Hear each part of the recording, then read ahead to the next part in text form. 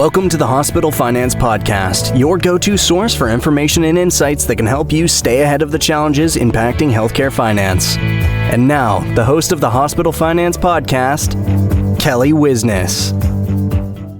Hi, this is Kelly Wisness. Welcome back to the award-winning Hospital Finance Podcast. We're pleased to welcome David Sanchez, the founder and CEO of Digitalis Medical and Miracle Recovery. On one hand, David is helping healthcare brands build their profits and visibility through digital marketing. Through Miracle Recovery, he works to save lives from addiction. From being a nurse in the ER to scaling his own addiction treatment center from 0 to 7 figures, David is committed to making a huge impact on communities while also driving huge results from healthcare companies. In this discussion, David will discuss how to tell whether marketing is an expense or an asset. Thank you for joining us today, David.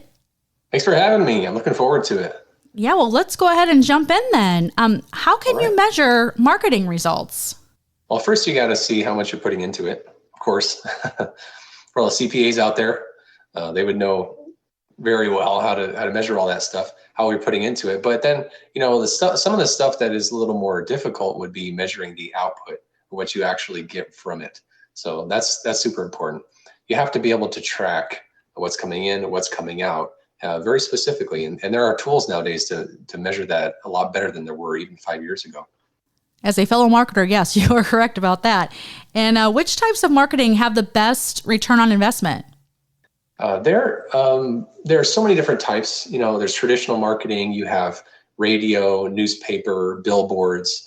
Those are much more difficult to determine the return on investment. Nowadays, you have digital marketing, which it covers a lot of ground. So there's SEO, which is search engine optimization. You've got paid advertising, which is like Facebook and Google ads on search engines and social media. You've got a bunch of different types.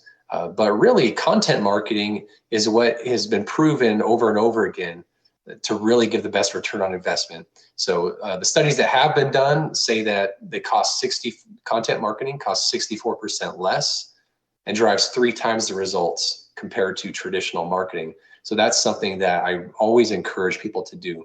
And you can do it in a lot of different ways, but video is really, really powerful. It connects with people on a very deep level, especially when it comes to patient testimonials or like explaining a surgical procedure or explaining basically what differentiates you from your competition. So content marketing is something I always really encourage. And it's not something that you necessarily see results on within a month or 2 months or 6 months, but it's over the long haul. Long term is where you really see the results, and it makes a massive impact. Generally, within 6 months to a year, you're seeing at least 3 times what you're putting into it. Yes, I think the podcast would be a good example of that, wouldn't it? That's a big one. Yep. Yes. And what does the ideal marketing team look like to you?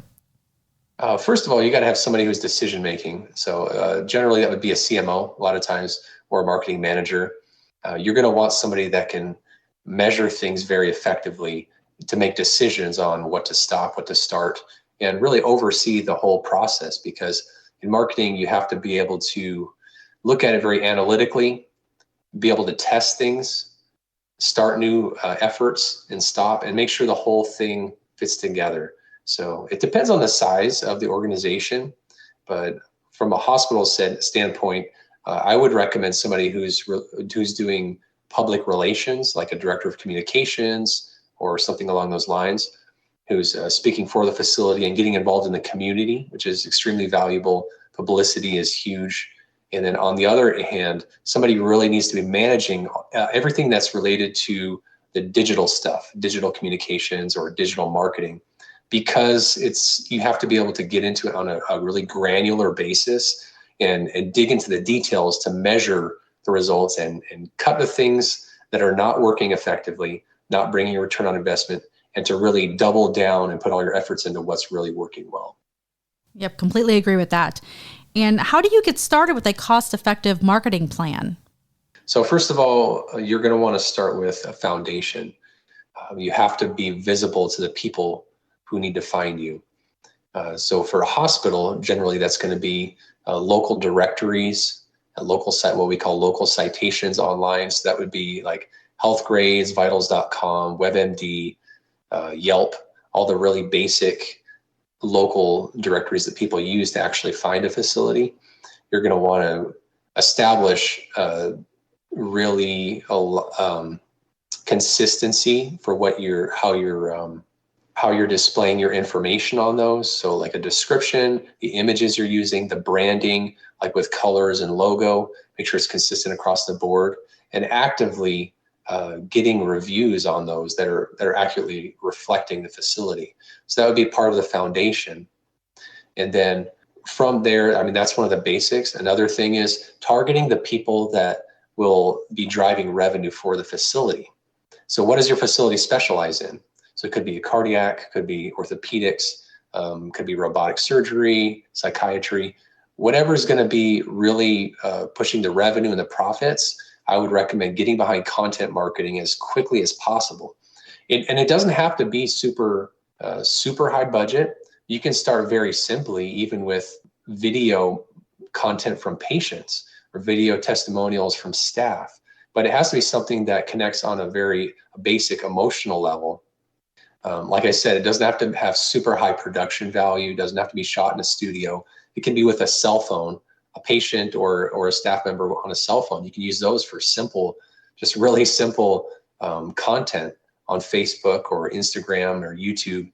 And then you can promote that with paid ads to the people. You can target them so specifically nowadays to the people, the patients that will bring the highest value and highest revenue to the facility. So that's where I'd recommend starting, just a few real basic things. And then once you start seeing the return on investment come back, which is generally within a matter of a few months, you can continue building on that. But you want to have a foundation of a plan. I generally would do 6 months at a time of what type of content you're going to produce, and make sure you're targeting the right people specifically in your local area, and then continue building on that. And then you can use the profits from that to continue growing and expanding your efforts. Thank you. Those are some great tips, David.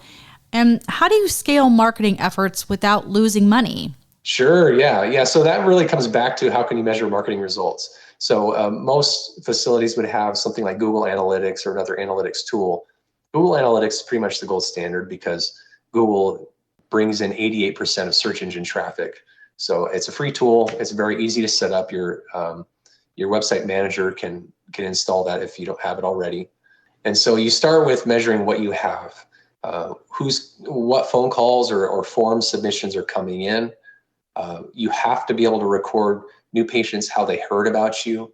Obviously, referrals are big, but when people are finding you on search engines, through billboards, through digital media, you have to know how they found you to be able to actually put a monetary amount on those leads that are generated. So you have to start out by measuring those results. And then from there, it's called attribution. Attribution is where is the revenue coming from? Which channels are producing the patients that are getting high revenue procedures or high revenue services from the facility? So that's really where it starts. Once you're getting accurate information, from there you can say, okay, so promoting this surgical procedure that this orthopedic group is providing through Facebook and YouTube ads, that's bringing in 300 to 500% return on investment. We really need to keep that, focus on that, expand that, grow it. But then over here, this other service, we put equal or maybe comparable amounts of resources into for this campaign, but we're really not seeing the results for that. Maybe we should cut that in half this quarter, or maybe you should cut it by 25%, or maybe we should reduce or eliminate it, and then focus all our efforts on what really is working.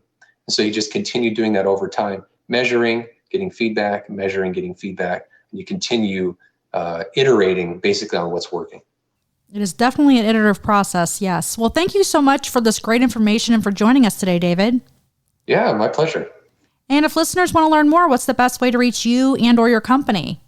You can find me on LinkedIn. My link is David Sanchez RN, and then also our website would be great, digitalismedical.com. Great. Well, thank you again for sharing your knowledge on this topic with us in this episode. And thank you all for joining us for this episode of the Hospital Finance Podcast. Until next time. This concludes our episode of the Hospital Finance Podcast. For show notes and additional resources to help protect and optimize revenue at your hospital, visit Bessler.com/podcasts. The Hospital Finance Podcast is a production of Bessler. Smart about revenue, tenacious about results.